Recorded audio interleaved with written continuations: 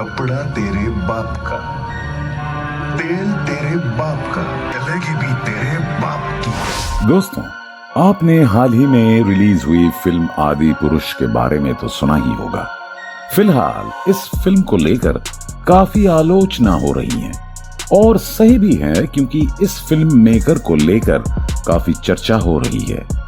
Film के makers ने 600 करोड़ की फिल्म बनाकर 6000 करोड़ कमाने का इरादा बनाया था।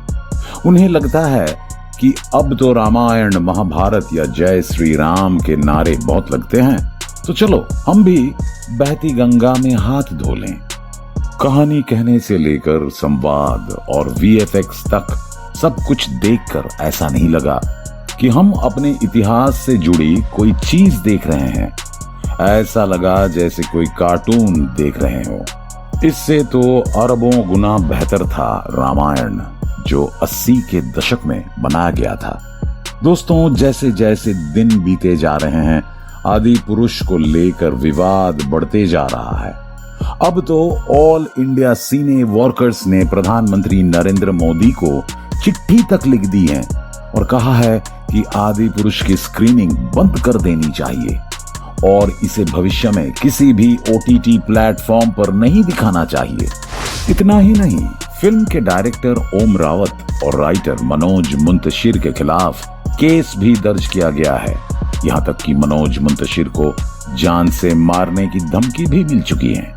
अब आपको बता दें कि ये वही मनोज मुंतशिर हैं जिन्होंने बाहुबली के हिंदी डायलॉग को लिखा था।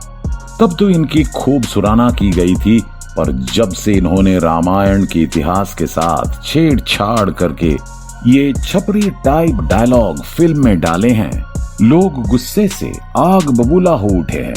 इतना ही नहीं, अयोध्या के मुख्य पंडित सत्येंद्र दास ने आदि पुरुष पर बैन लगाने की मांग कर दी है, क्योंकि फिल्म में श्री राम, हनुमान और रावण को बहुत बुरी तरीके से दिखाया गया है। और ये बात पूरी तरह से सच भी है। हनुमान जी द्वारा नीचे दर्जे की डायलॉग बोलना, रावण को किसी मुगल सम्राट की तरह दिखाना और सोने की लंका को नर्क से भी बदतर दिखाना, ये सब कुछ भी हो सकता है, लेकिन रामायण का हिस्सा तो बिल्कुल नहीं दिखाई देता। विवाद इतना बढ़ गया है कि डायलॉग राइटर मनोज मुंतशिर कहते हैं कि लोगों को रावण से इतना लगाव क्यों हो गया? वो तो दुष्ट है, राक्षस है, उसने माता सीता का हरण किया था। देखा जाए तो ये बात सच भी है कि रावण राक्षस था, लेकिन उसी के साथ वो ब्राह्मण भी था और सर्व बुद्धिमान भी था, जिसके पास इतना ज्ञान था कि अगर वो चाहता तो स्वर्ग तक का रास्ता बना सकता था।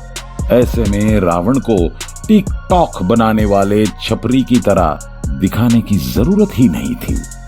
अगर आदि पुरुष में रावण की सच को पूरी दुनिया के सामने लाना ही था, तो जैसा रामायण में लिखा था वैसा ही दिखाना चाहिए था, लेकिन ऐसा नहीं किया। और अगर ऐसा होता तो यकीन मानिए आदि पुरुष सारे रिकॉर्ड तोड़ देती, लेकिन ऐसा हो नहीं पाया, जिसके पीछे कई सारे कारण हैं। लोगों को सबसे बड़ा सदमा इस फिल्म के डायलॉग से लगा है, और ये सब तो कुछ भी नहीं है। जब हनुमान जी के पूंछ में आग लगाई गई तो क्या कहा गया? आखिर ये सब क्या है? फिल्म में ये तक कहा गया कि हमारी बहन बेटियों को हाथ लगाओगे तो लंका लगा देंगे। चल क्या रहा है? ये डायलॉग्स कम और सड़क छाप लोगों की बातें ज्यादा लग रही हैं। इस तरह के आलतू फालतू डायलॉग किसी नॉर्मल या फिर क्लासिकल फिल्म में नहीं होते हैं। यहाँ पर तो एक नए तरीके से रामायण को दिखाने की कोशिश करी गई थी। हाँ, माना कि फिल्म के मेकर कहते हैं कि आदि पुरुष को नए जनरेशन के लोगों के लिए बनाया गया है, ताकि वो फिल्म से रामायण के बारे में सीख सके। पर हमें नहीं लगता कि इस फिल्म में कुछ सीखने लायक है। अगर नई जनरेशन इस फिल्म से रामायण के बारे में सीखेगा तो वाकई में उसे अपने इतिहास से नफरत हो जाएगा। इससे अच्छा तो लोग अपने बच्चे को घर में बैठाकर रामानंद सागर की रामायण दिखा दे। बच्चे ना केवल उससे रामायण की सच्चाई के बारे में जानेंगे बल्कि महसूस भी कर पाएंगे सतयुग में सादगी और न्यास किस तरह से सर्वोपरि था। लेकिन नहीं, फिल्म के मेकर्स ने इतिहास के साथ खिलवाड़ करने का जैसे ठान ही रखा है। तभी तो फिल्म के राइटर जिन्होंने ये छपड़ी डायलॉग लिखे हैं, मनोज मुंतरिश साहब, जनता उनके ऊपर इतनी खुन्नस खाकर बैठी है कि वो अपने सफाई में ये कहते हैं कि हमारी दादी भी इसी तरह से रामायण सुनाया करती थी। और मैंने तो बड़ी श्रद्धा के साथ ये डायलॉग लिखे हैं। ऑफिस के बाहर चप्पल उतार के मैंने ये डायलॉग्स लिखे हैं और जानबूझकर लिखे हैं।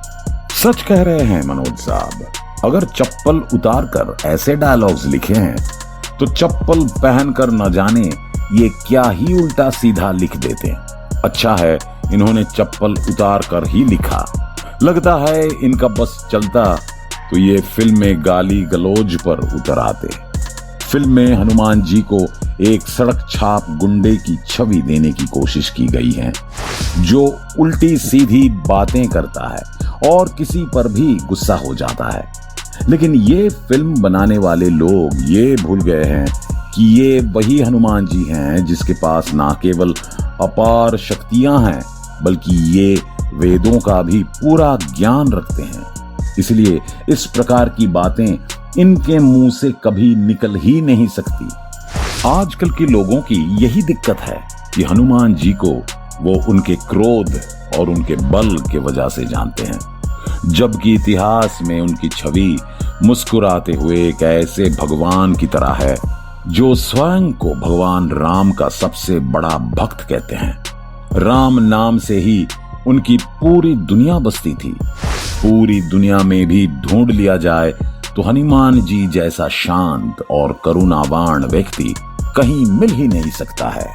इस फिल्म में पॉलिटिकल भाषा काफी ज्यादा देखने को मिल रही है।